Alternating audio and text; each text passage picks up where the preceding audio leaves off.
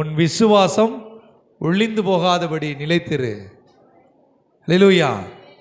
இந்த விசுவாசத்தை குறித்து நம்ம கடந்த வாரத்தில் வாக்குத்தத்தம் ஆண்டவர் கொடுத்தாரு.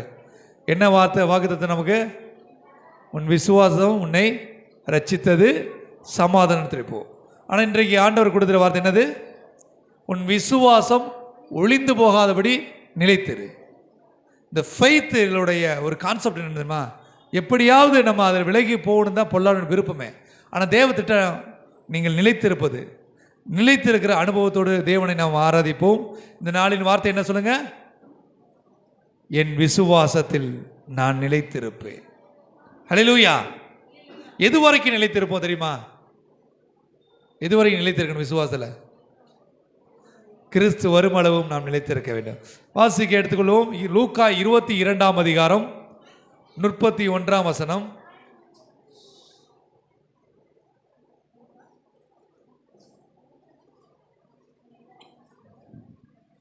பின்னும் கர்த்தர், சீமோனே சீமோனே, இதோ கோதுமையை சுலகினால் புடைக்கிறது போல சாத்தான் உங்களை புடைக்கிறதற்கு உத்தரவு கேட்டுக்கொண்டான். ஆமென். சாத்தான் உங்களை புடைக்கிறதற்கு உத்தரவு கேட்டுக்கொண்டான். இன்றைக்கு உங்கள் வாழ்விலே நடந்து கொண்டிருக்கிற இந்த போராட்டங்கள் சாத்தானால் உங்களுக்கு ஏற்பட்டிருக்கிறது என்று வேதம் சொல்லுகிறது. இந்த புடைத்தல், இந்த நெருக்கங்கள், இந்த அனுபவங்கள் கிறிஸ்துவால் அனுமதிக்கப்பட்டது. யோபுவை குறித்து வேதம் சொல்லுகிறது, நான் போகும் வழியை கர்த்தர் அறிவார், ஆனாலும் அவரை நீ சோதித்த பின்பு நான் பொன்னாக விளங்குவேன். நீங்க தகரமா இருக்கணும் விரும்பலங்க ஆண்டவர், தங்கமா மாறன்னு விரும்புறாரு. ஆக ஆண்டவர் சொல்கிறார், சீமோன் இடத்துல சாத்தான் உன்னை புடைக்கிறதற்கு நான் அனுமதி கொடுத்திருக்கிறேன். இந்த 2024ஆம் வருடத்துல 11ஆவது மாதம் முடிஞ்ச 12ஆம் மாதத்தில் இருக்கிற உங்களுக்கு ஆண்டவர் சொல்ற வார்த்தை, உங்கள் பரிசோதனைகளை தேவன் அனுமதித்து இருக்கிறார். நீங்கள் அழிந்து போவதற்கல்ல. எதை மாதிரி கோதுமை சலிப்பது போல, கோதுமை சலிப்பது போல. என்ன இந்த மாதிரி வருடத்தோட வாக்குத்தத்தம் என்னது? ஃபைனஸ்ட் வீட். நம்ம சுத்தமான கோதுமையை இருக்கணும் ஆண்டவர் விரும்புறாரு. அப்படியே கோதுமை மணி போல இருக்கணும் விரும்புறாரு. உச்சிதமான கோதுமையா இருக்கணும் விரும்புறாரு. பெர்ஃபெக்ட். அப்ப இந்த பரிசோதனைகள்னால தான் நம்ம உச்சிதமா இல்லையான்னு நமக்கு தெரியும். வாக்கு தத்தத்தின்படியாக தேவன் நம்மோடு இடைப்பட்டு கொண்டு இருக்கிறார். யாரெல்லாம் சுத்தமா இருக்குன்னு விரும்புறீங்க? சுத்தமான ஒண்ணும் இல்லாமல்ல, பரிசுத்தமா, நீதியா, பெர்ஃபெக்டா. ஆண்டவர் இந்த மாதிரி வாக்கு தத்தம், இந்த வருஷ வாக்கு தத்தம், உச்சிதமான கோதுமையா நான் திருப்தி ஆக்குவேன். அப்ப இந்த கோதுமை மணி போல இருக்கக்கூடிய நம்முடைய வாழ்க்கையில ஒரு பெரிய பரிசோதனைக்குள்ள தான் நம்ம நடந்து வந்திருக்கோம். இந்த வருஷத்துல யாரெல்லாம் பரிசோதனைக்குள்ள இருந்தீங்க? நிறைய பரிசோதனை. இப்ப அன்பு மகள் சேவா சொன்ன மாதிரி அக்கா எல்லாம் வச்சிருப்பாங்க. ஆமென். இந்த வார்த்தையை கேட்கறதுக்கு எத்தனை வருஷம் ஆச்சு? பல வருஷம் ஆச்சு. 12 வருஷம் ஆயிடுச்சு இந்த வார்த்தையை கேட்கறதுக்கு. இந்த பரிசோதனைகளுக்குள் தேவன் உங்களை நடத்தி வந்திருக்கிறார். அவர் உங்களோடு இருக்கிறார். வாசிப்போம் அடுத்த வசனம்.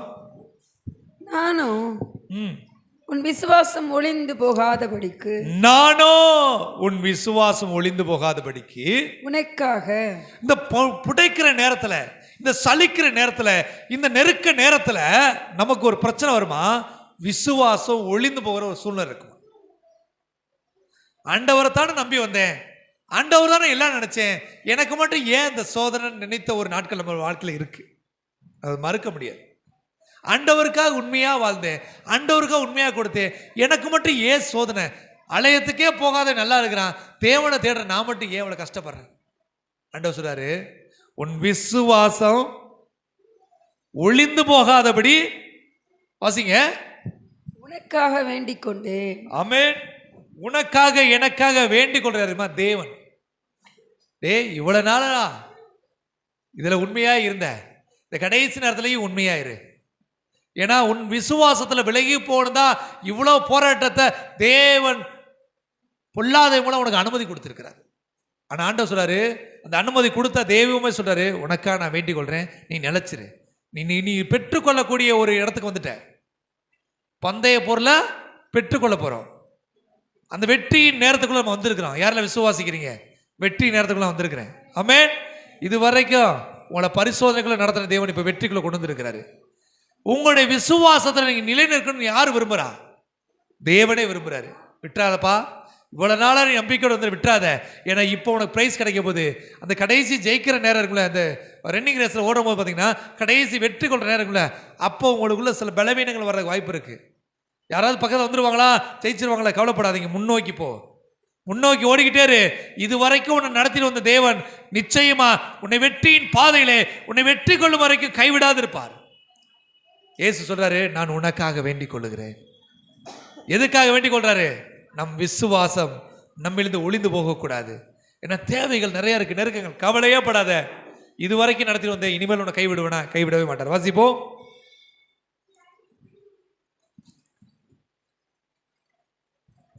அதே வாசம் தொடர்ந்துக்க தான். உனக்காக வேண்டிக் கொண்டே நீ குணப்பட்ட பின்பு உன் சகோதரனை ஸ்திரப்படுத்து என்றார்.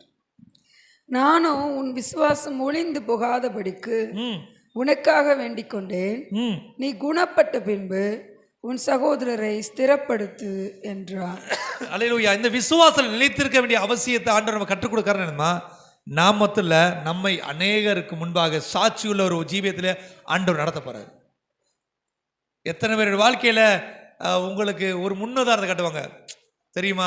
இந்த மோட்டிவேஷன்ல பார்த்தீங்கன்னா தெரியும், அதுக்குன்னே நிறைய சேனல்ஸ் இருக்கு. இப்படித்தான் ஒரு நாள் அவர், அதுக்குன்னு ஒரு குரல், கவலைப்படாதீங்க, கர்த்தர் உங்களோடு இருக்கிறார். அப்படியே அதை கேட்கும் போது அப்படியே ஒரு மாதிரி அந்த ஒரு 2 நிமிஷம் நம்மளை அப்படியே தொட்டு தடவுற மாதிரி, அதை தூக்கி நம்ம ஸ்டேட்டஸில் வச்சா நமக்கு ஒரு சந்தோஷம் கிடைக்கும். ஆனால் இயேசுனார் ஒரு இடத்துல கூட அப்படி பேசலை. வேதத்தில் இயேசுனார் ஒரு இடத்துல கூட அப்படி பேசலை. அது ரொம்ப ஆச்சரியம். உன் மேலே அபிஷேகத்தை ஊற்ற வருவாங்க, அது இல்லைன்னு நினச்சி நீ வருத்தப்படாத. நான் சொன்னேன், அபிஷேகம் என் மேலே ஊற்றப்பட வரும்போது நான் எதுக்கு வருத்தப்படணும்? அவர் தான் அது கவலைப்படணும். சரிங்களா? ஆண்டவர் சொல்றாரு, ஸ்திரப்படு. ஏன்னா ஒன்றை சாட்சி ஆண்டவர் மாற்ற போறாரு. யாரெல்லாம் அடுத்த வருஷம் சாட்சியாக இருக்க போறீங்க? ஆமென். ஊரில் உங்களை குறித்து சாட்சி சொல்ல போறாங்க. எப்படி வாழ்ந்த பாரு, அவனை பாரு, எப்படி இருக்கா பாரு, இவனை போல வாழணும். எவ்வளோ கஷ்டப்பட்டு, எவ்வளோ நெருக்கத்தில், எவ்வளோ போடுறதுனா இன்னைக்கு பாரு, இந்த ஊரில் பெரிய ஆளாக இருக்கிறான், இந்த ஊரே பார்க்குற ஒரு உயர்ந்த நிலைமையில் இருக்கிறான்னு ஆண்டவர் உங்களை குறித்து பேசுவதற்கு தேவன் உங்களை ஆயத்தப்படுத்தி கொண்டிருக்கிறார். இந்த கடைசி நேரத்தில் உங்கள் விசுவாசத்தை ஒளிந்து போகாதபடி காத்திருங்க. அதை நீங்க நிலைச்சிருக்கணும் ஆண்டவர் விரும்புகிறாரு. எடுத்துக்கொள்வோம் 1 பேதுரு 5ஆம் அதிகாரம் 8ஆம் அதிகாரம் எடுத்துக்கொள்வோம். 8ஆம் வசனம் யோசிப்போம். இந்த விசுவாசம் நிலைத்திருக்கணும்னா நம்ம எதையெல்லாம் பெற்றுக்கொண்டவர்களாக இருக்கணும் தெரியுமா? 1 பேதுரு 5ஆம் அதிகாரம். தெளிந்த புத்தி உள்ளவர்களாயிருங்கள், தெளிந்த புத்தி உள்ளவர்களாயிருங்கள், விழித்திருங்கள். ஏனெனில் உங்கள் எதிராளியாகிய பிசாசானவன் கர்ச்சிக்கிற சிங்கம் போல் எவனை விழுங்கலாமோ என்று. அல்லேலூயா. நீங்க இந்த சூழ்நிலை எப்படி இருக்குதுமா? ரொம்ப கவனமா இருக்கணும். இந்த கடைசி நிமிஷம் வெற்றியில போறதுக்கு முன்னாடி சில பலவீனங்கள் வரலாம், சுய பெருமைகள் வரலாம், சுயாதன மேட்டிமை வரலாம், மனுஷிக தந்திரங்கள் வரலாம். இவ்வளவு நாள இயேசு நம்பி என்ன உனக்கு பிரயோஜனம் சொல்லி சில மனுஷனுடைய ஆலோசனைகள் உங்களை வலிவு பண்ணலாம். ஆண்டவர் சொல்றார், தெளிந்த புத்தி உள்ளவர்களாயிருங்க. இதுவரைக்கும் உன்னை நடத்திட்டு வந்தது ஒரு மனுஷன் இல்லை, தெய்வம் தான். இனிமேலும் உன்னை நடத்த போறது அதே தெய்வம் தான். அந்த தெய்வமாக இயேசு கிறிஸ்து சொல்றாரு, தெளிந்த புத்தி உள்ளவர்களாயிருங்கள். அவசியங்க திரும்பவும் தெளிந்த புத்தி உள்ளவர்களாயிருங்கள், விழித்திருக்கணும், ரொம்ப கவனமா இருக்கணும், எச்சரிக்கையா இருக்கணும். எல்லா வீட்டிலையும் சோர்ந்து ஒரு ஃப்ராக்ஷன் ஆஃப் செகண்டு சில நேரம் பார்த்தீங்கன்னா அந்த ஆக்சிடென்ட் எப்படி நடக்குது தெரியுமா? டக்குன்னு கண்ணை மூடிடுவாங்க, அப்போதான் பிரச்சனை வரும். இந்த இடத்துல நம்ம விழிச்சிருக்கணும். இந்த மாதம் முழுவதும் நீங்கள் விழிச்சிருக்க, ரொம்ப கவனமாக இருங்க. உங்களை பொல்லாதவனுடைய வார்த்தைகளுக்கு செவி கொடுத்துடாதீங்க, தேவையற்ற வார்த்தைகளுக்கு நோக்கி உங்கள் கண்களை பார்த்துடாதீங்க, ரொம்ப விழிப்பாக இருங்க.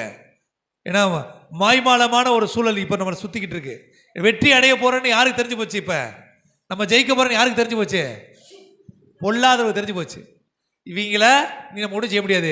ஆனால் இப்போ அவனால் ஒன்றும் செய்ய முடியும், தூக்க மயக்கத்தை, தூக்க கலக்கத்தை, கொஞ்சம் பின்மாற்றத்தை கொண்டு வர சிந்தனை கொண்டு வர முடியும். ஏன்னா இயேசு கிறிஸ்து சிலுவைடிக்க போடும்போது அவருக்காக வேண்டிக் கொள்ளக்கூடிய சீசல் கேட்கிறாரு, எனக்காக வேண்டிக் கொள்றாரு.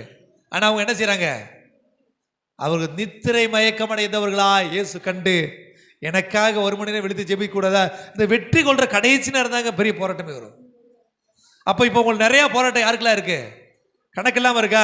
அப்போனா நீங்கள் வெற்றி பெற போறீங்கன்னு கன்ஃபார்ம் ஆயிடுச்சுன்னு அர்த்தம். இப்போ நீங்கள் எப்படி தெரியுமா? ரொம்ப கான்சியஸாக இருக்கணும், ரொம்ப விழிச்சிருக்கணும். ஏனென்றால் வெற்றியின் தேவன் உங்களோடு இருக்கிறார். உங்கள் விசுவாசத்திலே நீங்கள் நிலைத்திருக்க வேண்டும் என்று அவர் விரும்புகிறார். வாசிப்போம். ஏனெனில் உங்கள் எதிராளியாகிய பிசாசானவன் கர்ச்சிக்கிற சிங்கம் போல் எவனை விழுங்கலாமோ என்று வகைத்தேடி சுற்றித் திரிகிறான். ஆமென். நீங்க விழிச்சிருக்கும் போது அவனால ஒண்ணுமே செய்ய முடியாது. நீங்க லைட்டா டயர்ட் ஆயிட்டீங்கன்னா அந்த சின்ன ஃபிராக்ஷன் ஆஃப் செகண்ட் உங்களாவே தான் செஞ்சிடலாம்னு நினைக்கிறான். சொல்லுங்க, நான் சோர்ந்து போக மாட்டேன். சொல்லுங்க, சோர்ந்து போக மாட்டேன். நான் நித்திரை இருக்கணும் போல இருக்க மாட்டேன். நான் விழித்திருப்பேன், தெளிந்த புத்தியோட இருப்பேன். சிங்கமோட வருகிற சாத்தானை ஜெயிப்பேன் நிச்சயமா. ஏன்னா என் விசுவாசம் எனக்குள்ள நிலைத்திருக்கு. நான் வெற்றிக்கு ரொம்ப பக்கத்தில் வந்துட்டேன். இப்போ நான் என்ன ஒரு அதாவது வெற்றிக்கு எனக்கு என்னன்னா ஒரு சின்ன ஒரு லைன் தான். அப்படி காலை தூக்கி வச்சுட்டா ஜெயிச்சிட்டு போறேன். அதுக்குள்ள நடக்கிற இந்த போராட்டம் பிசாசம் எப்படி இருக்கிறானா கெஜிக்கும் சிங்கம் போல அவரு பயமுறுத்துதல் நடக்குது. கடைசி நாட்கள்ல ஜெயம் கொள்ளுகிற ஒரு நேரத்தில் எப்படின்னா ஒரு பயமுறுத்துதல் இருக்கும். அப்படியே பொல்லாதவன் நம்மளை பயமுறுத்துவான். அவனால ஒன்றும் செய்ய முடியாது. மனுஷங்க மூலம், சூழ்நிலை மூலம், பிள்ளைகள் மூலம், வியாபாரத்தின் மூலம் ஏதோ ஒரு விதத்தில் ஒரு பயமுறுத்துதல் உண்டாகலாம். ஆண்டவர் சொல்றாரு, கெஜிக்கும் சிங்கம் போல சுற்றி திரிதான். எப்படா நீ சோர்ந்து போவேன்னு சொல்லுங்க. நான் சோர்ந்து போக மாட்டேன், சோர்ந்து போக மாட்டேன். பொல்லாதவை என்னை மேற்கொள்றதுக்கு ஒரு நாள் நான் விட்டு கொடுக்க மாட்டேன். நான் விழித்திருப்பேன், தெளிந்த புத்தியோடு இருப்பேன். ஏனென்றால் வெற்றி எனக்காக ஆயத்தமாய் இருக்கிறது. கப்புல உங்க பேர் போட்டிருக்கு தெரியுமா உங்களுக்கு? கப்பு இனிமேல் ரெடி பண்ணல. அந்த வெற்றி கோப்பை உங்கள் பேரிடப்பட்டு உங்களுக்காக ஆயத்தமாய் இருக்கிறது. நீங்கள் அதை பிடிக்க வேண்டும் என்று தேவன் விரும்புகிறார். ஏனென்றால் அவர் உங்களுக்காக வேண்டுதல் செய்து கொண்டிருக்கிறார்.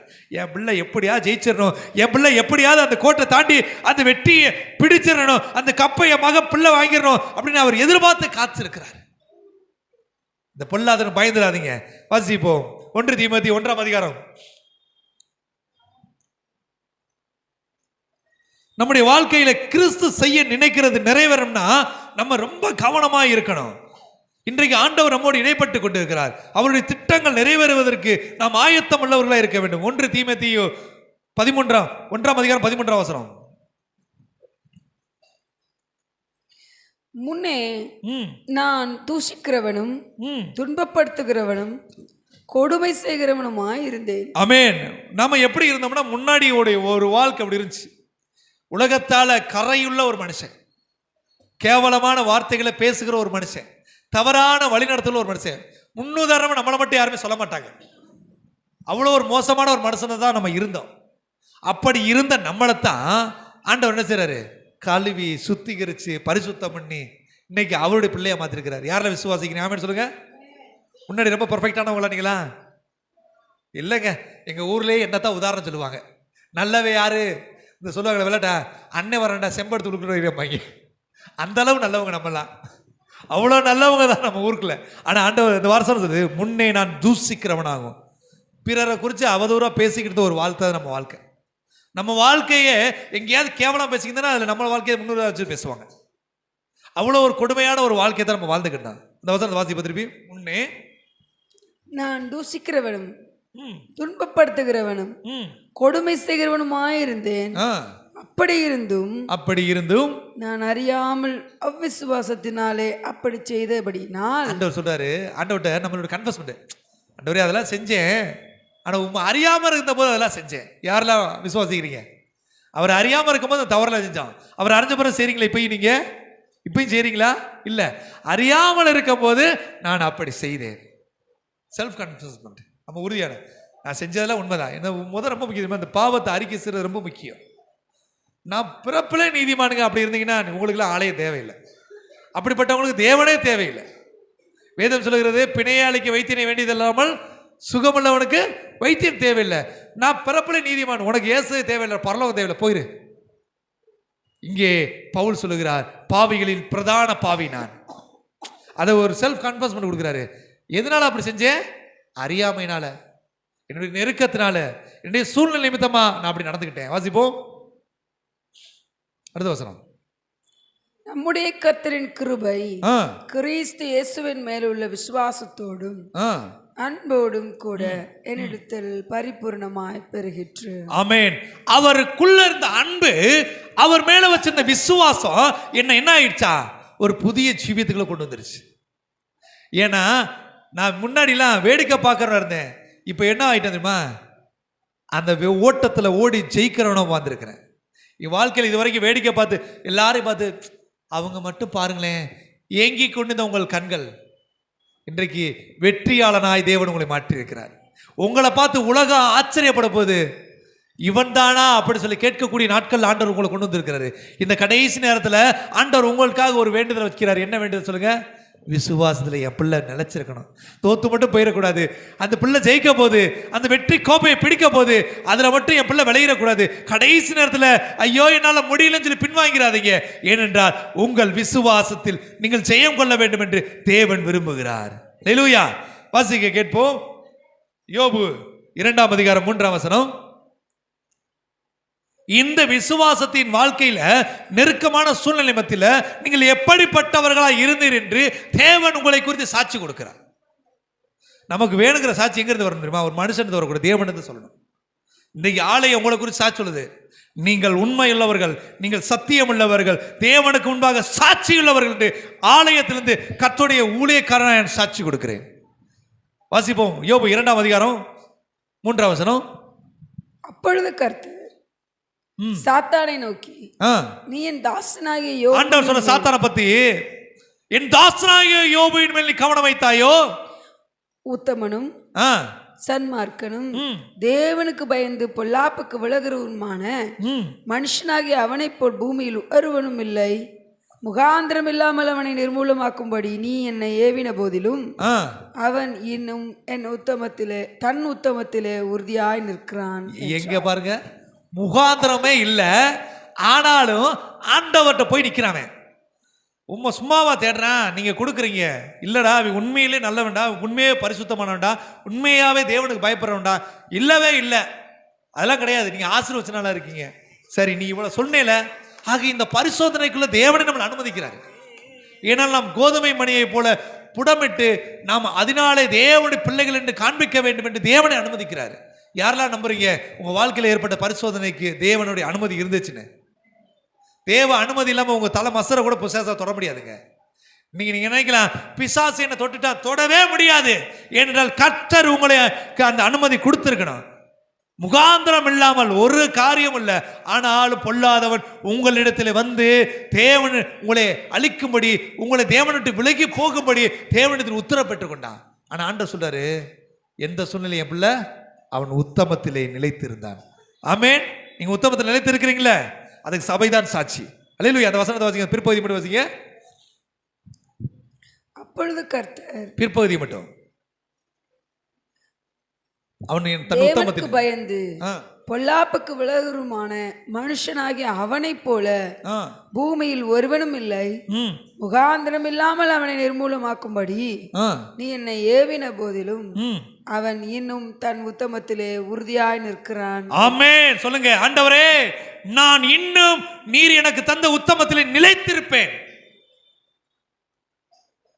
அல்லேலூயா. இந்த ஒரு வார்த்தையை தான் ஆண்டவர் நம்மளை எதிர்பார்க்கிறார். இருக்கும் போது தேவனை துதிக்கிறதுலாம் கிடையாதுங்க. எதுவுமே இல்லைனாலும் உண்மையா தேவனை துதிக்கணுங்க. அந்த யோபுவோடைய வார்த்தையை ஆண்டவர் சொல்றாரு, இன்னும் உத்தமத்தில் இருக்கான்டா. இந்த நெருக்கத்திலையும், இந்த கண்ணீர்லையும், இந்த உபத்திரவத்திலையும், இந்த இழப்பின் மத்தியிலையும் அவன் எனக்குள் உத்தமமாய் இருக்கிறான். ஆண்டவர் உங்களுக்கு சொல்றாரு, நீங்கள் உத்தமமாய் இருக்கிறீர்கள். அல்லேலூயா. கரங்களை தட்டுங்க. ஆமென். தேவனுடைய சாட்சி வேணுங்க நமக்கு, மனுஷ சாட்சியில வேணாங்க, அது பொய்யுங்க. அவன் சொல்லிட்டு முன்னாடி சொல்லிட்டு பின்னாடி ஒன்று சொல்லுவான். தேவன் சொல்றாரு, நீ இன்னும் இந்த நெருக்கத்திலும் உன் உத்தமத்திலே உண்மையாய் இருப்பதினாலே கர்த்தர் உன்னை ஆசீர்வதிக்க ஆயத்தமா இருக்கிறார். விலகி போயிருமா? இல்ல ஆண்டவர், எதுவுமே இல்லை, எதுவுமே சந்திக்கப்படலை, எல்லாமே தாமதம், பரவாயில்ல, நான் தேவனில் உத்தமமாய் இருப்பேன். அல்லேலூயா. ஏனென்றால் ஆண்டவர் எனக்காக வேண்டிக் கொள்றாரு. அவர் நினைப்பாரு, யோபுவுக்கு அனுமதி கொடுத்துட்டு என்ன நினைச்சுப்பார்? வேண்டிக் இருப்பாரு, யோபு எப்படியாவது நிலைச்சிருப்பா, எப்படியாவது நீ தோத்து போயிடாத, எப்படியாவது வெற்றியை நீ அடைஞ்சிடணும்னு சொல்லி ஒவ்வொரு நாளும் யோபுவின் நாட்களில், அது வேத ஆராய்ச்சியாக சொல்றாங்க, கிட்டத்தட்ட 400 வருஷம் வேதனைப்பட்டதா சொல்றாங்க. யோபு எத்தனை நாள் வேதனைப்பட்டாரா? 400 வருஷம் வேதனைப்பட்டா சொல்றாங்க. அந்த ஆராய்ச்சியை சொல்றாங்க. அந்த 400 வருஷமும் அந்த உபத்திரவத்தின் மத்தியில் அவர் தேவனை உண்மையாக தேடிக்கிட்டு இருந்தாங்க. எல்லாம் இழந்த பிறகு கற்பனை. ஏன்னா யோபு அடுத்த 500 குழந்தை பெற்றதை நம்ம பார்க்குறோம் பைபிள். அதுக்கு அடுத்து பார்த்தீங்கன்னா 500 வயதுக்கு அப்புறம் அவர் குழந்தை பிறக்கிறார். 900 வயசு வரைக்கும் உயிரோடு இருக்கிறார். கர்த்தர் நல்லவர். அப்போ எவ்வளோ ஒரு நெருக்கமான ஒரு சூழ்நிலை மத்தியிலும் அவன் தேவனுக்கு உண்மையாக இருந்தான். ஆண்டவர் சொல்றாரு, இந்த 2024 டிசம்பர் மாதம் வரைக்கும் உன் உத்தமத்தை தேவன் கண்டு உன்னை குறித்து ஆச்சரியமாய் சாட்சி கொடுக்கிறார். அல்லேலூயா, அல்லேலூயா. நிச்சயமாகவே இப்போ இந்த உத்தமத்தை நான் நிலை நிற்கிறதுனால, இந்த உத்தமத்தின் சாரியத்தில் நான் வாழ்றதுனால எனக்கு என்ன கிடைக்கும் சொல்லுங்க? என்னதான் ஆண்டவர் கொடுப்பாரு? ஆண்டவர் ஒன்று கொடுக்க போறாரு. வாசிப்போம். ஆமோஸ் 9ஆம் அதிகாரம். ஆமோஸ் 9ஆம் அதிகாரம்.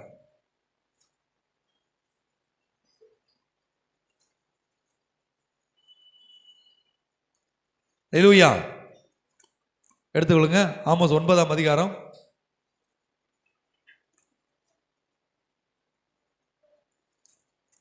9ஆம் வசனம் தொடங்கி.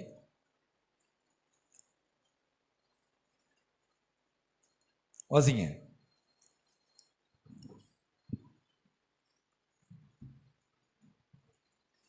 இதோ ஜல்லடையினால் சலித்து இருக்கிறது போல இஸ்ரவேல் வம்சத்தாரை எல்லா ஜாதிகளுக்குள்ளும் சலித்தரிக்கும் படிக்கு நான் கட்டளையிடுவேன். ஆமென். அவர் யோபு மட்டும் இல்லைங்க, தேவ பிள்ளைகளை அந்த சலிப்புக்கு, அந்த ஒரு புடமிடுதலுக்கு ஒப்பு கொடுக்கறது ஆண்டவருக்கு ஒரு பிரியமான காரியம்.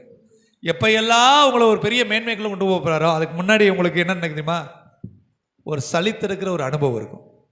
ஏன்னா உங்களை உயர்த்தும் போது உங்களோட ஒட்டிக்கிட்டு தேவையில்லாத வந்துடக்கூடாது. அப்படிதானே? இப்போ உயர்வுக்குள்ள திடீர்னு உங்களை கொண்டு போயிட்டு வச்சுங்களேன், திடீர்னு மேலே வந்துட்டான்டா, எப்படி வந்தானே தெரில அப்படின்னு சொல்லி வீண் பெருமையில் நீங்கள் விழுந்துடக்கூடாது. அதான் முதல்ல சொன்னேன், நீங்கள் லேட்டாக முன்னேறது பிரச்சனை கிடையாது, ஆனால் விழுந்துட மட்டும் கூடாது. ஆண்டவருடைய விருப்பமே அதுதான். அதனால் உங்களை மேலே தேவையில்லாத கிளை நறுக்கிற அனுபவத்தை சொல்லுவாங்க. களை பிடுங்கி கிளை நறுக்கிற அனுபவம். இப்போ நீங்கள் வளரும் போது பார்த்தீங்கன்னா, களையும் இந்த புல்லுகளை வளரும் பார்த்தீங்கன்னா, புல்லுக்கு நடுவில் சில காரியங்கள், இது நெல்லுக்கு நடுவில் சில புல்லுகள் முளைக்கும் பார்த்துருங்களா? புல்லுகளை களைம்பாங்க. தண்ணி எதுக்கு ஊற்றுவாங்க? நெல்லுக்கு தான் ஊற்றுவாங்க. வேகமாக புல் அந்த தண்ணியை இழுத்துக்கிட்டு சர நெல்லை விட வேகமாக வளரும். உங்களை வளர்க்கும் போது உங்களுக்குள்ள தேவையற்ற குணாதிசயங்கள், தேவையற்ற பிரச்சனைகள், தேவையற்ற மனிதர்கள் கூட உங்களோட சேர்ந்து பயணிப்பாங்க. ஆண்டவர் அதில் ரொம்ப எச்சரிக்கையாக இருக்கிறாரு. அவர் யாருக்கு மட்டும் தண்ணி ஊற்ற விரும்புகிறாரு? தம்முடையவர்களுக்கு மாத்திரம். நீங்க மட்டும்தான் தலைத்து இருக்கணும்னு விரும்புகிறாரு. உங்களோட இருக்கக்கூடிய சில புல்லுகளை, சில களைகளை ஆண்டவர் பிடுங்க விரும்புகிறார். ஆமென். இப்போ அந்த சலிக்கிற அனுபவத்தை வாசிங்க அந்த வசனத்தை. இதோ ஜல்லடையினால் சலித்து அரிக்கிறது போல இஸ்ரவேல் வம்சத்தாரை எல்லா ஜாதிகளுக்குள்ளும் எல்லா ஜாதிகளுக்குள்ளும் எல்லா மக்கள் மத்தியிலையும் நான் ஒன்ன அந்த நெருக்கத்துக்குள்ள அனுமதிக்கிறேன். எல்லாரும் கேலி பண்ணி சிரிப்பாங்க. கேலி பண்ணி சிரிச்சாங்க. என்ன நல்லா ஆயிட்டீங்களா ஏசுன்னு போய் அப்படின்னா, இருங்க பொறுமையா இருங்க அப்படி அவங்களோட சொல்ல வேணாம், உங்களை இருதயத்துக்குள்ள சொல்லுங்க. அவர்களுக்குள் தேவன் உங்களை நிந்தையாக வைப்பதற்கு அனுமதி கொடுத்தார். யோபுவை குறித்து உலகமே நிந்தையா பேசியிருக்கோம். அப்படித்தான் ஆண்டவருடைய பிள்ளைகளை குறித்து நிந்தையாய் பேசுவதற்கு தேவன் மௌனமாய் இருக்கிறார். சிலுவையில் அடிக்கப்பட்ட இயேசுவை குறித்து வேதம் சொல்லுகிறது, அந்த கொஞ்ச நேரத்தில் அந்த சீசர்கள் சிதறி ஓடி ஒளியிறாங்க. கதவை தட்டும் போது ஒளிந்திருக்கிற அந்த வீட்டுக்குள்ளேருந்து யாரோ வந்து பிடிக்க போறாரு பயப்படுறாங்க. அப்போ ஒரு சின்ன பிள்ளை கேட்டுட்டு, இல்லை இது யாரோ இல்லை, தேவ மனுஷனுடைய சத்தத்தை சொல்றாங்க. அப்படி ஒரு பயத்துக்குள்ள ஆண்டோட பிள்ளைகளுக்குள்ள சில நேரங்கள் சம்பவிக்கும். அந்த சம்பவம் எதுக்குன்னா, உங்களை சலித்து புடமிட்டு பொன்னாக விளங்க வைக்கிற நேரம். வாசிங்க தொடர்ந்து. தீங்கு எங்களை அணுகுவதும் இல்லை, எங்களுக்கு நேரிடுவதும் இல்லை என்று என் ஜனத்தில் சொல்லுகிற பாவிகள் எல்லோரும் பட்டயத்தினால் சாவார்கள். ஆமென். சுயாதீனமாக அந்த நம்மளை கேலி பண்ணிக்கிட்டு இருக்கிற ஒரு கூட்டத்தின் மத்தியில் ஒரு சின்ன கூட்டம் இருக்கும். நம்பனையில போச்சுல்ல, நாங்கெல்லாம் நல்ல போல நம்பவே நல்லா இருக்கிறோம்மா, கவலைப்படாது, இன்னைக்கு நீ நல்லா இருக்கிற மாதிரி இருக்கும், உனக்கு வேற சம்பவிக்கும். எங்களுடைய நெருக்கங்களை தேவனை அறிந்திருக்கிறார், அவர் அனுமதித்து இருக்கிறார். கடைசி வசனம் 12ஆம் வசனம். அந்நாளிலே விழுந்து போன தாவீதின் கூடாரத்தை நான் திரும்ப எடுத்து. சொல்லுங்க, இந்நாளிலே தேவன் விழுந்து போன என் வாழ்க்கையை திரும்ப எடுப்பி கட்டுவார். ஆமென். எடுத்து கட்ட போறாருங்க. எங்க எல்லாம் நம்ம தோற்று போனோமோ அத்தனை இடத்துல என் தேவன் மீண்டும் ஒரு பெரிய ஒரு உயர்வை, ஒரு பெரிய மேன்மையை தேவன் கட்டட ஆயத்தமா இருக்கிறாரு. வாசிங்க. அதன் திறப்புகளை அடைத்து. அல்லேலூயா. இப்ப ரொம்ப முக்கியமா இந்த கட்டுறதுக்கு முன்னாடி, நீங்க பெரிய பெரிய பில்டிங்ல கட்டுறதுக்கு முன்னாடி பாத்தீங்களா, ஃபர்ஸ்ட் என்ன செய்வாங்க? சுத்தி அடைப்பாங்க. ஏன்னா அது கட்டப்படும் போது அதற்குள்ள தேவையற்றது வருவக்கூடாது. பாதுகாப்பு ரொம்ப முக்கியம். ஆண்டவர் சொல்றாரு, நான் இப்ப திருப்பி கட்ட போறேன், ஃபர்ஸ்ட் தேவையில்லாத வரக்கூடாதபடி எல்லா துறப்புகளையும் நான் அடைப்பிக்கிறேன். அது ரொம்ப முக்கியம். நம்ம வீட்டில் 4 வாசல் இருக்குமே, ஒரு வாசல் அடைச்சிட்டு 3 வாசல் தேவையில்லாத வந்துடும். அது நம்ம வீட்டுக்கு பிரச்சனையாயிரும். ஆண்டவர் சொல்றாரு, நான் திரும்ப கட்டுவேன், உன் திறப்புகளை நான் அடைப்பேன். வாசிங்க. அந்நாளிலே விழுந்து போன தாவீதின் கூடாரத்தை நான் திரும்ப எடுப்பித்து அதன் திறப்புகளை அடைத்து அதில் பழுதாய் போனதை சீர்படுத்தி, அது உள்ள இருக்கிற பழுதாய் போன, இப்போ நம்ம கை காலில் ஏதாவது அடிபட்டுச்சோம்னா நம்ம வெட்டி போட முடியாது. சில நேரங்களில் அதை சீர்படுத்தணும். அப்படியாக நமக்குள்ள இருக்கிறது ஆண்டவர் என்ன செய்யறது, அந்த பழுதாய் போன காரியங்களை சீர்படுத்தணும். இந்த முதல் சொல்றாரு, திரும்ப கட்ட போறாரு. சொல்லுங்க, திரும்ப என்ன கட்ட போறாரு, தேவையில்லாத கதவுகளை அடைக்க போறாரு, திரும்பவும் என்னுடைய பலவீனங்களை என்ன செய்யறாரு, சீர்படுத்த போறாரு. வாசிங்க. பூர்வ நாட்களில் இருந்தது போல ஆமென் அதை ஸ்தாபிப்பேன் என்று. ஹல்லேலூயா. அந்த பூர்வ நாட்கள்ல, இந்த பூர்வ நாட்கள் அனுபவம் இருக்குல்ல, ரொம்ப பெரிய அனுபவம். அந்த அனுபவம் தேவன் நமக்கு தர போறாரு. எது பூர்வ நாட்கள்? தேவன் நமக்கு முன்குறிச்ச ஆசீர்வாதம் பூர்வ நாட்கள். அந்த மேன்மையை நம்மளால உணரவே முடியாம நம்ம இழந்து போயிட்டோம். இன்னைக்கு எல்லாவற்றையும் இழந்து சோர்ந்து போய் வெட்கப்பட்டு நிக்கிற உங்களை பார்த்து என்னை பார்த்து ஆட சொல்றாரு, பூர்வ நாட்கள்ல வாழ வயதை திரும்பி தந்து உன்னை திரும்பவும் ஆண்டவர் என்ன செய்றாரு, உயிரோடு எழுப்பி மகா சிங்காரமா மாத்த போறாரு. பூர்வ நாட்களில் நான் உனக்கு வச்சிருந்த மேன்மையை திரும்பவும் இப்ப கொடுக்க போறேன். அந்த மேன்மைக்கு நேரம் உன்னை நடத்துறதுக்கு தான். நீ விசுவாசத்துல நிலைச்சிரு, வெற்றியின் விசுவாசம் நிலைச்சிரு. இந்த விசுவாசம் நீ நிலைச்சிருக்கணும்னு ஆண்டவர் உனக்காக வேண்டிக்கிட்டு இருக்கிறாரு. நீ வெற்றி பெற்றே ஆகணும். ஏன்னா பூர்வ நாட்களின் ஆசீர்வாதம் தேவன் வச்சிருக்கிறாரு. ஆபிரகாமின் ஆசீர்வாதம், ஈசாக்கின் ஆசீர்வாதம், யாக்கோபின் ஆசீர்வாதம், பூமியின் அது நிறைவும் கர்த்தருடைய ஆசீர்வாதம், பூர்வ நாட்களில் ஆசீர்வாதம் உனக்காக இருக்கிறது. அதை பெற்றுக்கொள்றதுக்கு தேவன் இந்த 2024 கடைசி நேரத்தில் கொண்டு வந்திருக்கிறாரு. நிச்சயமா பெற்றுக்கொள்ள போறீங்க. அல்லேலூயா, அல்லேலூயா. யாரெல்லாம் பெற்றுக்கொள்ள போறீங்க? கரங்களை தட்டுங்க. ஆண்டவரே, பூர்வ நாட்கள், பூர்வத்தில் அடைப்பட்டதை எனக்காக திறந்து வைத்தீ, பூர்வத்தில் அடைப்பட்டதை ஒரு மனிதனும் அடைக்க முடியாத ரெகபோத்தை எனக்கு தந்தீ, ஒரு மனிதனும் தடுக்க முடியாத ரெகபோத்தை எனக்கு தந்தீ. அல்லேலூயா. இப்ப ஆண்டவர் நம்மகிட்ட என்ன எதிர்பார்க்க சொல்லுங்க? விசுவாசத்துல நிலைச்சு மட்டும் இருந்திருப்பா, விட்டுறாதரா, கடைசி இடத்துலடா வந்துட்டுடா, ஜெயிக்க போறடா, வெற்றி கோப்பம் உனக்கு உன் பேர் போட்டு வச்சுட்டா, அது உனக்குரியதா, யார்ட்டையும் கொடுத்துறாரான்னு ஆண்ட சொல்றாரு. இப்ப நமக்கு ஆண்டவர் அனுமதி கொடுத்தார்ல, இப்ப இனிமேல் அனுமதி கொடுப்பாரா? அங்க ரொம்ப முக்கியமானது. இது வரைக்கும் அனுமதி கொடுத்தாரு. இப்ப ஆண்டவரே நான் ஜெயத்துக்குள்ள வந்துட்டேன், ஜெயிக்க போறேன். ஒருவேளை நான் ஜெயிச்ச பிறகு நீங்க திருப்பி அனுமதி கொடுப்பீங்களா? திரும்பவும் ஆண்டவர் அனுமதி கொடுப்பாரா? சாத்தானுக்கு அனுமதி கொடுத்தா தாங்க முடியுமா நம்மளால? போதும்பா, அடிக்கடி அனுமதி கொடுக்காதீங்க. சொல்லுங்க, அடிக்கடி அனுமதி கொடுக்காதீங்க. இனிமேல் அனுமதி வேண்டாம். அதுக்கு ஆண்டவர் இங்கே ஒரு காரியத்தை சொல்றாரு. வாசிப்போம். அல்லேலூயா. சகரியா 3ஆம் அதிகாரம் வாசிப்போம். யோபுவுக்கு, சகரியா 3ஆம் அதிகாரம், யோபுவுக்கு அனுமதி கொடுத்த மாதிரி ஆண்டவர் சொல்றாரு, இனி ஒரு நாள் உன் வாழ்க்கையில் அனுமதி கொடுக்க மாட்டேன். வாசிங்க, சகரியா 3ஆம் அதிகாரம் 2ஆம் வசனம். அப்பொழுது கர்த்தர் சாத்தானை நோக்கி, இப்ப கர்த்தர் சாத்தானை சொல்றாரு, இது வரைக்கும் நீ அனுமதி கேட்ட நான் உனக்கு கொடுத்துட்டேன், ஆனா இனி என்ன செய்ய மாட்டேன், என் பிள்ளையை தொடறதுக்கு உனக்கு அனுமதி கிடையாது. ஓயாம அதை டெஸ்ட் பண்றதுக்கு என் பிள்ளை என்ன விளையாட்டு பொருளா? இந்த விசுவாசம் நிலைச்சிருக்கிற உங்களுக்காக தான் ஆண்டவர் இந்த காரியத்தை பேசிக்கிட்டு இருக்கிறாரு. அப்பொழுது கர்த்தர் சாத்தானை நோக்கி, வாசிங்கம்மா, கர்த்தர் உன்னை கடிந்து கொள்வாராக, கர்த்தர் உன்னை கடிந்து கொள்வாராக.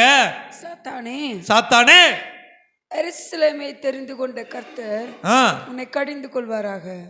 உன்னை தெரிந்து கொண்ட தேவன் சாத்தானை இன்னைக்கு சொல்றாரு, நான் கடிந்து கொள்வேன். இனி அவன் கிட்ட வரவே முடியாது. இனி உன்னை பரிசோதிக்கிறதுக்கு முகாந்திரம் இல்லாம எதுக்காகவும் வழியில் வரமாட்டான். அவனுக்கு அனுமதியே கிடையாது. உன் வாழ்க்கையை நான் எப்படி மாத்த போற தெரியுமா? வாசிங்க. வாசிங்க வாசிங்க. கர்த்தர் உன்னை கடிந்து கொள்வாராக. ஆ. இவன் அக்கினியில் நின்று தப்புவிக்கப்பட்ட கொல்லி அல்லவா என்றார். யோசுவாவோவெனில் அழுக்கு வஸ்திரம் தரித்தவனாய் தூதனுக்கு முன்பாக நின்றிருந்தான்.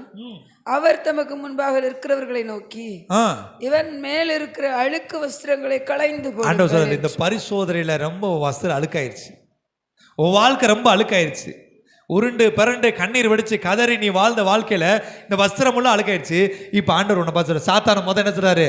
கடிந்து கொள்றாரு. ஏ சாத்தானே, போயிரு, இனி உனக்கு அனுமதி கிடையாது, என் பிள்ளைகிட்ட நீ வரவே கூடாது, சரியா? ஏன்னா நான் என் பிள்ளைய தெரிஞ்சுக்கிட்டேன், என் பிள்ளை மேல இருக்க மகிமையை நான் விட்டு கொடுக்க மாட்டேன். வாசிங்க. இப்ப நம்மளை சுத்திகரிக்கிறாரு. பின்பு அவனை நோக்கி, பார், நான் உன் அக்கிரமத்தை உன்னிலிருந்து நீங்க செய்து உனக்கு சிறந்த வஸ்திரங்களை தரிப்பித்தேன் என்றார். ஆமென். இப்ப ஆண்டவர் என்ன சொல்றாரா? புதிய வஸ்திரத்தை உங்களுக்கும் எனக்கும் கொடுக்கிறார். சிறந்த வஸ்திரம், மேலான வஸ்திரம். இனி உங்கள் ஆடை அழுக்கான ஆடை அல்ல, உங்கள் வாழ்வு நிந்தையின் வாழ்வு அல்ல. ஏனென்றால் அவர் சாத்தானை போவென்றும் சாத்தானை கடிந்து கொண்டு உங்கள் வாழ்விலிருந்து அவர் முற்றிலும் அகற்றி போட்டார். உங்கள் வஸ்திரங்கள் இனி பழையதாய் போகாது, உங்கள் வஸ்திரங்கள் எல்லாம் புதிதாய் மாறினது, உங்கள் வாழ்வு புதிதாய் மாறினது. ஏனென்றால் விசுவாசத்தில் நிலைத்திருந்த உங்களுக்கு தேவன் சொல்லுகிறார், சீர்படுத்துவார், ஸ்திரப்படுத்துவார், நிலைநிறுத்தி பலப்படுத்தி உங்களை உயர்த்துகிற நேரத்துக்குள்ள ஆண்டவர் உங்களை கொண்டு வந்திருக்கிறார். அல்லேலூயா, அல்லேலூயா. இனி நீங்கள் வெட்கப்பட்டு போவதில்லை, இனி உங்கள் முகங்கள் வெட்கப்படுவதில்லை. ஏனென்றால் கர்த்தர் சொல்லுகிறார், உன் விசுவாசத்திலே நீ நிலைத்திருந்தபடினாலே, உன் விசுவாசத்திலே நீ வெட்கப்பட்டு பின்வாங்கி போகாதபடினாலே, நீ எந்த நெருக்கத்திலேயும் அவருக்கு முன்பாக உத்தமனாய் இருந்தபடினாலே கர்த்தர் சொல்லுகிறார், சாத்தானை பார்த்து, சாத்தானே நீ போ, என் மகனை நான் தெரிந்து கொண்டேன். அல்லேலூயா. இனி உங்க சொல்லுங்க, இனி என் வாழ்க்கையில சாத்தானுக்கு இடம் இல்லை, இனி என் வாழ்க்கையில சாத்தான சோதிக்கிறதுக்கு அனுமதி இல்லை. ஏனென்றால் கர்த்தர் என்னை அழுக்கு வஸ்திரத்தை மாற்றி விட்டார், புதிய சிறந்த வஸ்திரத்தை கொடுத்திருக்கிறாரு. இந்த வஸ்திரம் யாருக்குரிய சொல்லுங்க? கர்த்தர் எனக்கென்று ஆயத்தம் பண்ணின வஸ்திரம்.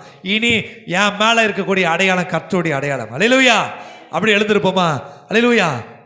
என் மேல் அவருடைய மகிமை விளங்கி பண்ணியிருக்கிறாரு, எனக்கு ஒரு வஸ்திரம் கொடுத்துருக்கிறாரு. இனி உங்கள் மேலே உங்கள் கிட்டையே வர முடியாது. பார்த்துட்டீங்கன்னா நீங்கள் வெள்ளை ட்ரெஸ் போட்டு பலபலம் போட்டு போனே வச்சுக்கோங்களேன், அந்த இடத்துல உங்கள் கிட்ட யாராவது அழுக்கானவங்க வர கூட கொஞ்சம் யோசிப்பாங்க. ஆண்டவர் சொல்றாரு, நான் மென்மையான வஸ்திரத்தை, உயர்ந்த வஸ்திரத்தை, சிறந்த வஸ்திரத்தை நான் உனக்கு தரிப்பித்திருக்கிறேன். இனி ஒருவனாலும் உன்னை மேற்கொள்ள முடியாது. அல்லேலூயா. எழுந்திருப்போமா? அல்லேலூயா. தேவன் நமக்காக தந்திருக்க